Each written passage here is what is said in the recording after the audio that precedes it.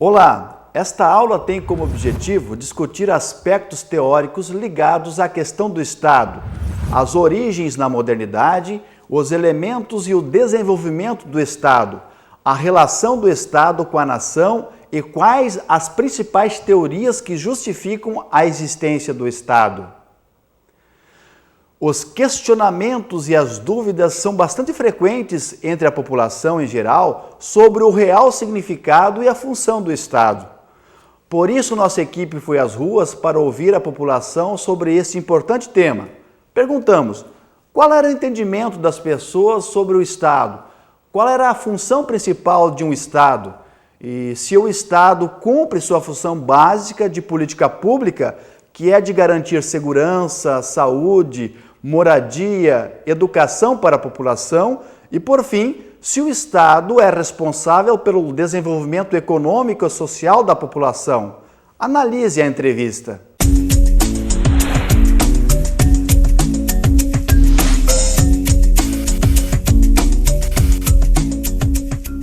Bom, eu acredito que o Estado tem a função principal como promover saúde, segurança, saneamento básico para as pessoas, porque é uma troca, na verdade. A gente escolhe o Estado, compõe o Estado com os governantes e, ao mesmo tempo, a gente também recebe deles, enfim, a prestação de serviço que nós escolhemos. Nós escolhemos eles e eles nos retornam com uma prestação de serviço que a gente entende. Certo. Para mim, o Estado ideal é o Estado social-democrata, ou seja, aquele Estado que procura distribuir, né, através dos serviços públicos, a renda, procura deixar equilibrado a balança, digamos assim, em contraposição ao Estado mais neoliberal, como a gente tem aqui no Rio Grande do Sul.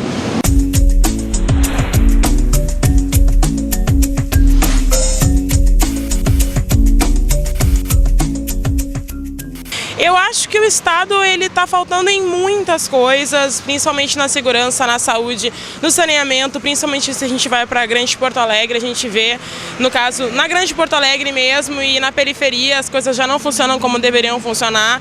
A gente vê que a gente tem bairros que são mais privilegiados que outros, então, na minha opinião, eu entendo por Estado aquela troca de que nós escolhemos os nossos representantes e eles nos representam por si só, e também entendo que, de qualquer forma, eles não estão fazendo o que eles deveriam fazer, poderia estar bem melhor. O que o Estado tem que oferecer? Tem que oferecer saúde para quem não tem recursos, educação, segurança, isso é básico. E no Rio Grande do Sul eu não vejo a parte da educação sendo cumprida.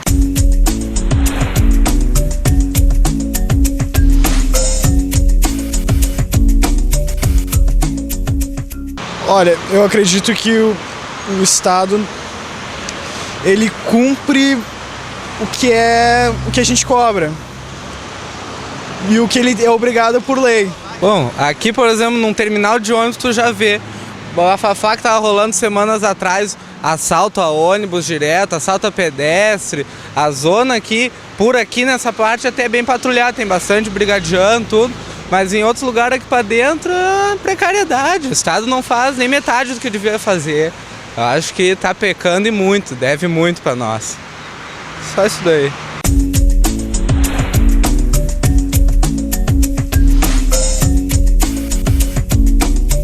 E isso é misto, é dever do Estado, sim, direcionar pelo menos a parte macroeconômica, mas o cidadão tem que ser empreendedor, o empresário tem o seu papel, né, nas pequenas empresas, médias e até grandes, de setores que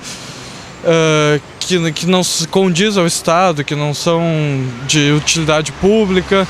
Sim, tem que ter empreendedorismo também. Na verdade, como eu disse, eu acho que é uma troca mútua. Nós escolhemos os governantes porque nós acreditamos que eles vão nos representar bem. A partir do momento em que nós temos a consciência de quem nós escolhemos, quais são as propostas, qual é a afinidade dele com o que a gente pensa, que é melhor para a cidade, para o país, para o Estado, enfim. Como vimos, as respostas são variadas e a compreensão diversificada. Muitas vezes percebe-se a insatisfação das pessoas com os serviços prestados pelo Estado. Sabemos que a carga tributária cobrada pelo Estado é muito alta no Brasil. Em contrapartida, o Estado não reverte esses tributos, taxas e impostos em políticas públicas de qualidade. Por isso, percebe-se a frustração em boa parte dos cidadãos brasileiros. Nosso próximo passo é explicar o real significado do Estado a partir da etimologia do mesmo. Logo após, apresentaremos algumas concepções gerais sobre o Estado.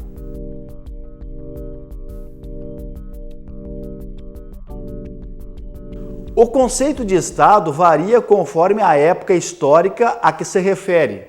Os gregos da Antiguidade Clássica o introduziram o conceito de polis, algo como cidade ou cidade-estado, segundo o que se poderia entender em termos mais atuais, do qual deriva política, que é a arte de governar a cidade. Entre os romanos, civitas significa cidade, como um conjunto de cidadãos, ou res publicas, que é a coisa pública. O Estado, seja república ou monarquia, é chamado de status, que é uma situação ou condição. Na modernidade, o Estado emerge como uma instituição em semelhança ao entendimento dos nossos dias. A definição etimológica de Estado feita por Dalmo Dallari na obra Elementos de Teoria Geral do Estado perpassa a origem latina status, que significa estar firme, significando situação permanente de convivência e ligada à sociedade política, aparecendo pela primeira vez na obra O Príncipe de Maquiavel, escrito no início do século XVI, indicando mais uma vez o fato de o conceito atual de Estado ser recente, um aspecto da modernidade. Para Darcy Zambuja, o Estado é uma sociedade política determinada por normas de direito positivo, hierarquizada em governantes e governados, tendo no bem público sua finalidade, constituída por uma coletividade de indivíduos unidos e organizados permanentemente em prol de um objetivo comum. O Estado, ainda para Zambuja, emerge na tentativa de superar o instinto natural do homem e instituir definitivamente a sociedade política. O instinto social leva ao Estado, criado e organizado pela razão e pela vontade. Eusébio de Queiroz Lima, na obra Teoria do Estado, vê o Estado como uma nação organizada. Nação é um conjunto vasto para o autor, sendo a mais complexa das formas por que as sociedades humanas se apresentam, antecedida pela ordem civil. O autor Said Malouf concebe o Estado como um órgão executor da soberania nacional, sendo apenas uma instituição nacional, um meio destinado à realização dos fins da comunidade nacional. Para o autor, o Estado é a sociedade política necessária, dotada de um governo soberano a exercer seu poder sobre uma população, dentro de um território bem definido, onde cria, executa e aplica o seu ordenamento jurídico, visando ao bem comum. Como vimos, o entendimento sobre Estado é diversificado entre os comentadores da ciência política. No próximo ponto, vamos avançar na discussão apresentando os elementos que compõem o Estado.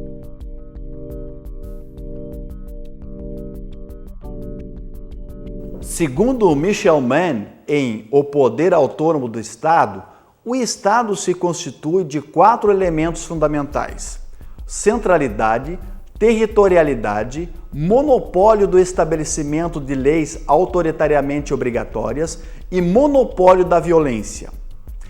O primeiro elemento da centralidade se dá através de um conjunto diferenciado de instituições e funcionários, ou seja, são as relações políticas que se irradiam de um centro. Já a territorialidade trata das relações políticas que visam cobrir uma área demarcada territorialmente. O item do monopólio do estabelecimento de leis autoritariamente obrigatórias trata das relações políticas do Estado que visam sancionar leis, já que sancionar as leis é uma competência exclusiva do Estado. E, por fim, o elemento de monopólio da violência, que versa que apenas ao Estado cumpre realizar a violência, a fim de manter sua autoridade. Da mesma forma, para Darcy Azambuja, 4 são os elementos fundamentais e essenciais que formam o Estado. São eles: população, território, governo e soberania. Ao falar em Estado, no entanto, ainda persiste uma dúvida. Ele sempre existiu na história da humanidade ou é um fenômeno recente? O próximo passo esclarece essa dúvida.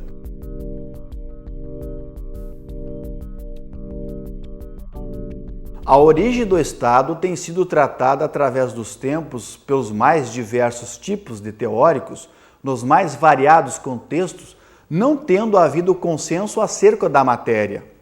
Nessa linha de trabalho, desenvolveram-se 4 principais teorias acerca dessa origem: a teoria da força, a teoria evolucionária, a teoria do direito divino e a teoria contratualista.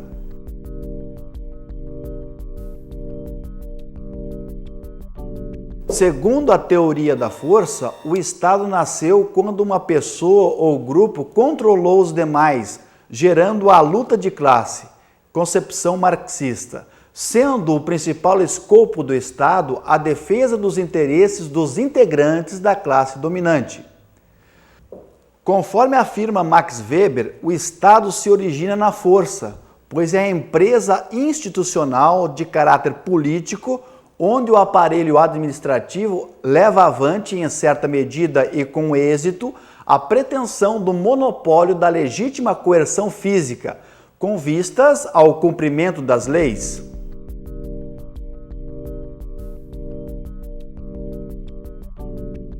A teoria evolucionária preconiza que o Estado se desenvolveu naturalmente a partir da união de laços de parentesco, em que o mais forte, o guerreiro ou o caçador, mais hábil ou o ancião, detinham o controle do poder.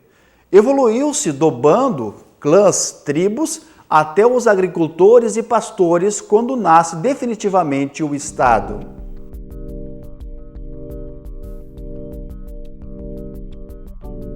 Já a teoria do direito divino defende que o Estado foi criado por Deus, que delegou o poder divino de mando aos reis. Os exemplos mais notórios fundamentados nessa teoria foram os reinados absolutistas de Henrique VIII na Inglaterra e Luís XIV na França. Jean Bodin e Bossuet defendiam o poder divino dos reis para administrar o Estado.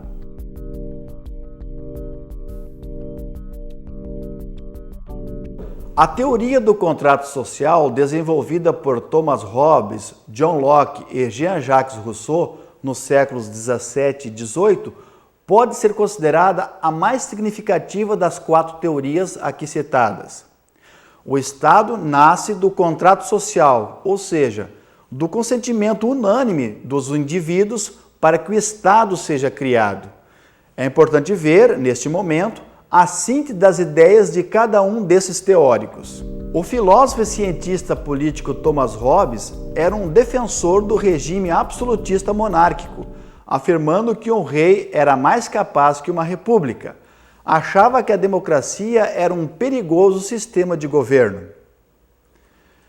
Foi o primeiro teórico considerado contratualista, pois defendia a ideia de que a origem do Estado e da sociedade está em um contrato.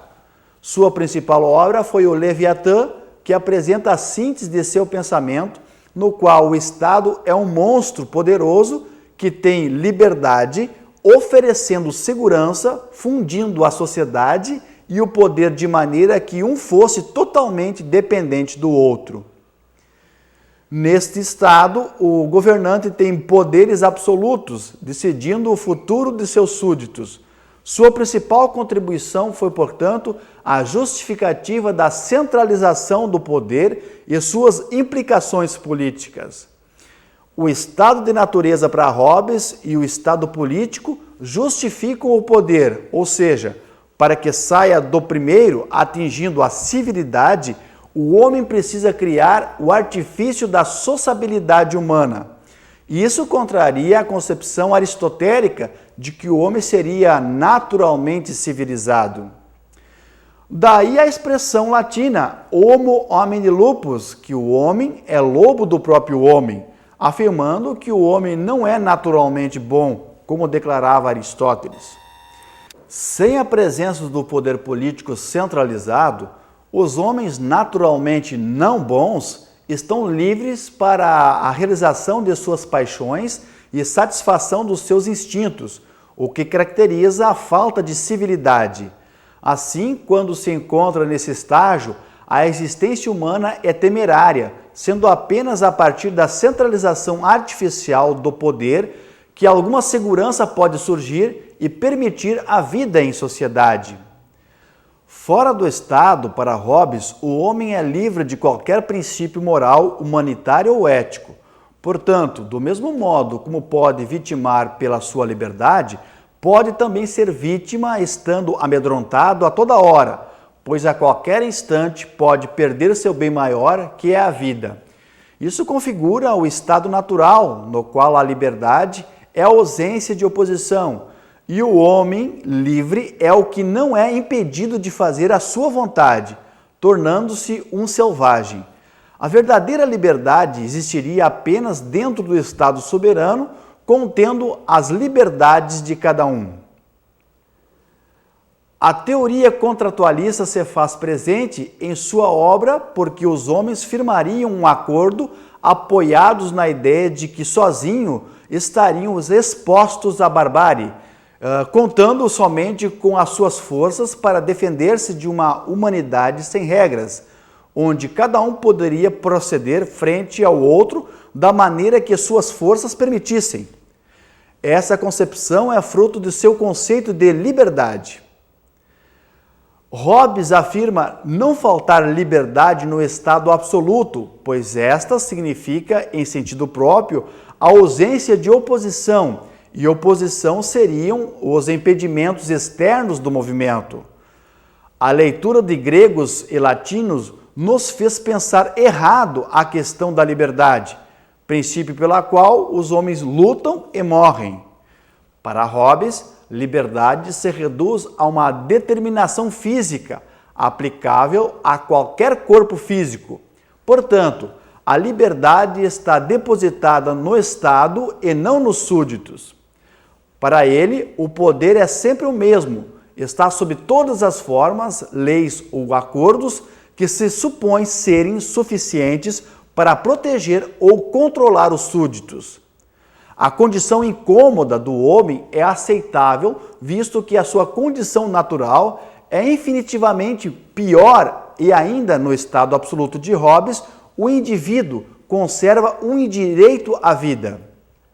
O segundo contratualista a ser aqui abordado é John Locke, que escreveu 2 tratados sobre o governo civil, Ensaio filosófico sobre o entendimento humano e a Carta sobre a tolerância.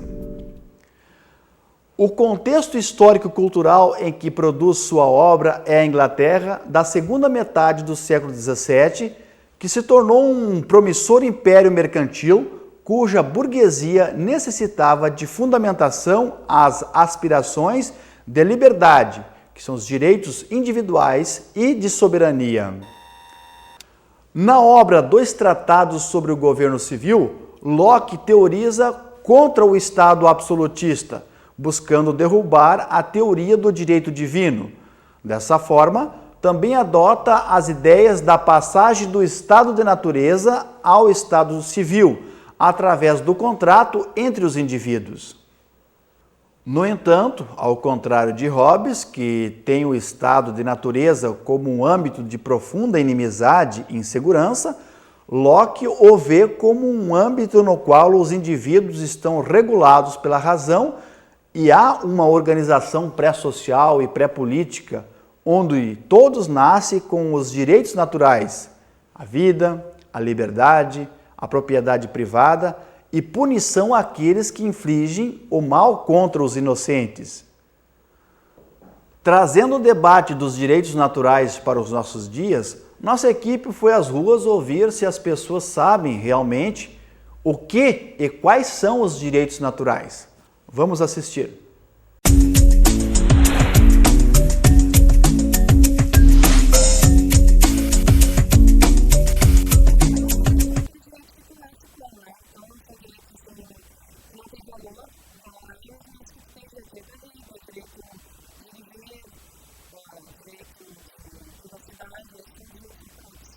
Alguns direitos naturais são aqueles que estão acima, não diria exatamente acima da própria lei, mas que não pressupõem alguma legislação escrita para que ele realmente seja um valor na sociedade.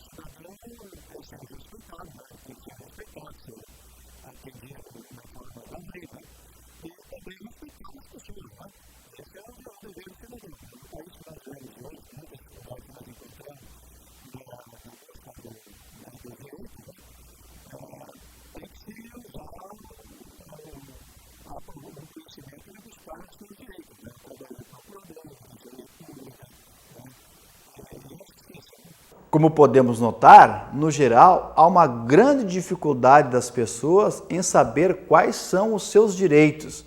Se há dificuldade de conhecer os seus próprios direitos, muito maior será a dificuldade para que tais direitos sejam efetivados pelo Estado.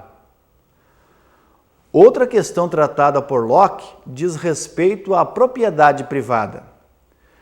A propriedade para Locke é a extensão de terra que cabe a cada um, tendo a capacidade de lavrá-la, semeá-la e cultivá-la, não sendo tratada a acumulação especulativa da propriedade.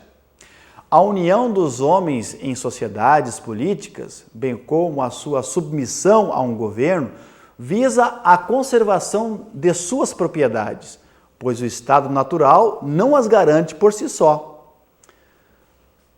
Sobre o Estado, John Locke o entende sob a forma liberal, mas o Estado nasce e tem sua autoridade através do contrato entre os indivíduos livres. Daí advém o fato de ter sido Locke um teórico monarquista parlamentar liberal e não absolutista. Esse contrato é também o fundamento do livre consentimento, segundo o qual os homens formam a sociedade civil para preservar e consolidar os direitos originalmente possuídos no estado de natureza. Sobre o governo civil, Locke defende o legislativo como aquele que tem o maior poder, cabendo a ele a elaboração das leis de proteção às propriedades de todos os membros da sociedade, sustentando-se sobre o poder delegado pelo povo. Concomitantemente à concepção liberal do Estado moderno, nasce a concepção democrático-burguesa com Jean-Jacques Rousseau, cuja sua principal obra é o do Contrato Social, e que também preconiza a existência da condição natural dos homens, a qual é de felicidade, de virtude e de liberdade, desacreditada pela civilização, ou seja, é outra concepção oposta à concepção de Hobbes. Rousseau também é contratualista, pois para ele a sociedade nasce de um acordo, de um contrato, firmado pelos indivíduos que preexistem a ele. Para Rousseau, a Assembleia é o único órgão soberano que representa o povo, que pode confiar a alguns indivíduos tarefas administrativas, estatais, podendo a qualquer momento revogá-las. Mas o povo nunca perde a sua soberania, nunca transfere para um organismo estatal separado. As ideias de Rousseau afirmam a igualdade, pois só nessa condição pode ser livre. Assim, nota-se a oposição a Locke, para quem a liberdade é condicionada justamente pela desigualdade entre proprietários e não proprietários, visto que, para o liberal inglês, a liberdade é diretamente proporcionada pela propriedade. Por fim, Rousseau tem em vista a democracia da antiga Atenas, porém vê igualmente limitações nesse modelo, justamente a diferenciação entre homens livres e escravos. O autor afirmava a impossibilidade de existir a democracia em qualquer tempo, bem como a condição natural a ela.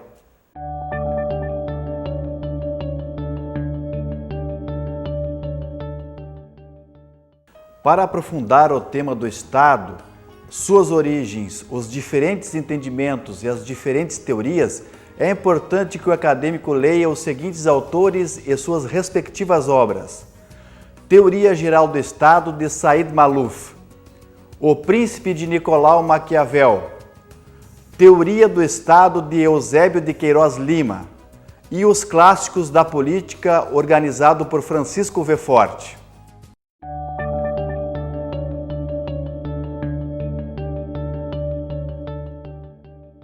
Neste resumo, é importante ressaltarmos alguns pontos.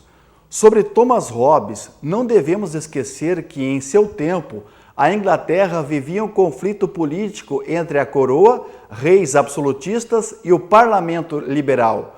Hobbes foi um defensor teórico do absolutismo, Estado monárquico, e esta teoria está em sua principal obra chamada O Leviatã, publicada em 1651.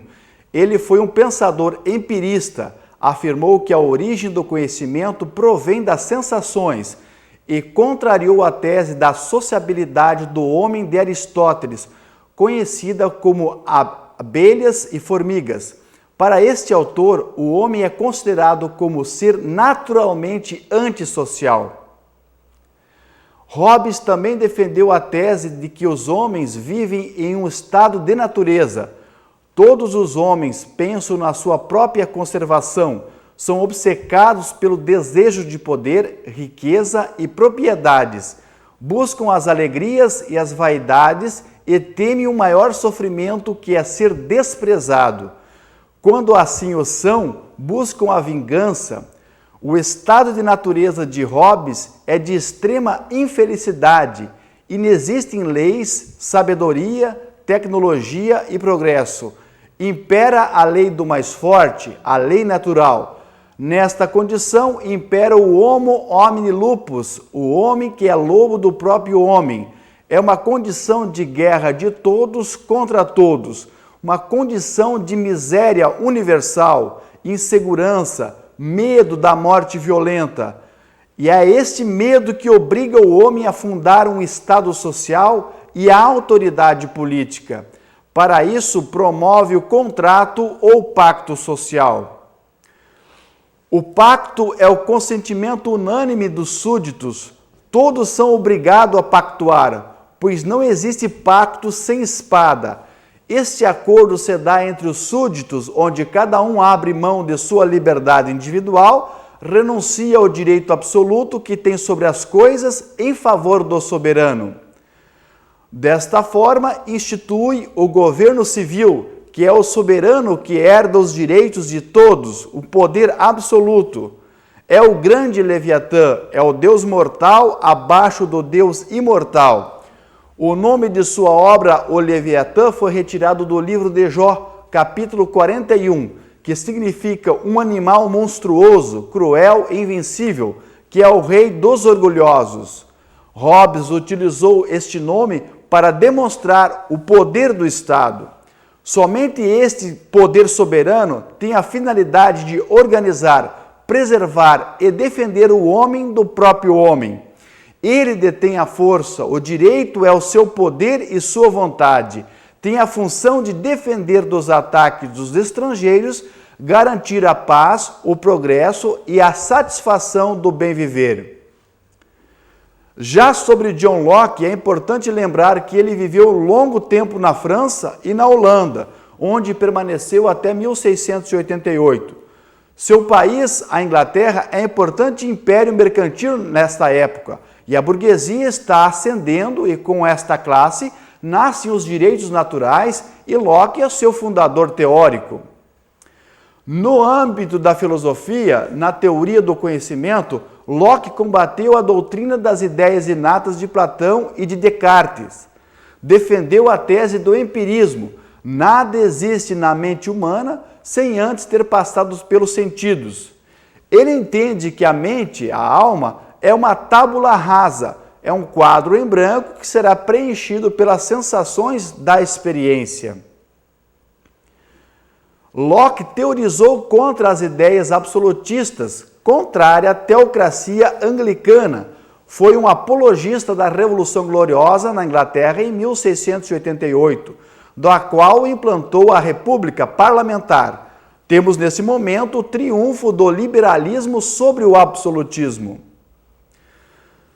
Sobre o direito de propriedade, que é a posse dos bens móveis e imóveis, Locke entende que todos têm direito, mas aquilo que cada um possa arar, semear e colher. O direito de propriedade é justificado em Locke pelo trabalho. Locke não foi um discípulo de Hobbes, apenas utilizou suas categorias. Para Locke, o estado de natureza de relativa paz, concórdia e harmonia, e o homem está regulado pela razão, e já existe uma organização pré-social, pré-política, onde todos nascem com os direitos naturais, a vida, a liberdade, igualdade e propriedade. O pacto social assemelha-se a um contrato com a reciprocidade de compromissos. É a passagem do estado de natureza para a sociedade civil. O governo civil para Locke tem como objetivo garantir os direitos naturais, visa preservar e proteger a comunidade, tanto dos perigos internos quanto os externos, garante a conservação da propriedade. Segundo Locke, o soberano, que é o governo civil, não é senão o mandatário de um povo, que em caso de abuso dessa autoridade pelo Estado, conserva o direito de insurreição. Na teoria de Locke, inicia a separação dos poderes executivo, legislativo, federativo, que é as relações externas. Por fim, apresentamos um resumo das ideias de Rousseau. Com ele, nasce a concepção democrático-burguesa do Estado. Com este autor, tem-se o debate da democracia ideal pura. Para Rousseau, a sociedade deveria ser homogênea, sem esses conflitos de interesses que deveriam ser resolvidos através de uma democracia direta, impossível em uma sociedade de massas. Para Rousseau, o estado de natureza é a condição de felicidade, saúde, de virtude e liberdade que é destruída pela civilização. A civilização perturba as relações sociais e violenta a humanidade. Já o contrato ou pacto social é que dá a origem à vontade geral. Por fim, o Estado democrático é a Assembleia, que é o único órgão soberano que representa o povo. É o espaço da vontade geral, que é a soma das vontades individuais. No entanto, entendemos que o contrato social de Rousseau é a utopia política, que propõe um Estado ideal, resultante de consenso e que garanta os direitos de todos os cidadãos. Muito obrigado.